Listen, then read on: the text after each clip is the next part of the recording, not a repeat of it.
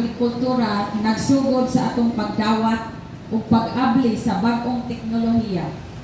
Ang commercial hybrid rice production gamit ang agricultural drone dili lang usa ka modernong pamaagi, kundi usa sa katimaan nga kita anda mouswag ug mangandam para sa mas produktibo ug maluntarong umaabot.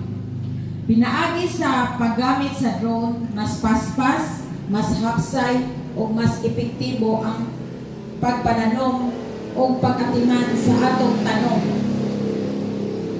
Kini nagpasabot nga mas daghan ug mas maayo nga ani ang atong makabot. Mas daghang pagkaon para sa pamilya ug mas taas nga kita para sa mag-uuma.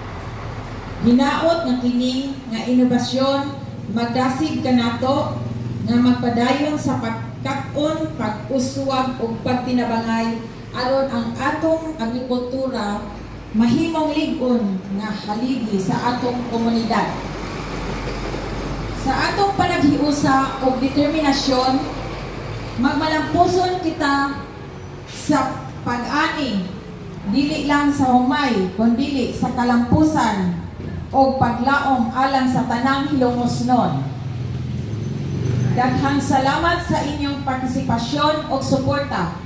Padayon ta sa atong paningkamot o hinaot nga ang Ginoo panalanginan ta. Padayon kita sa pag-uswag, mag-ani kita og kauswagan. Angat ka hilongosnon.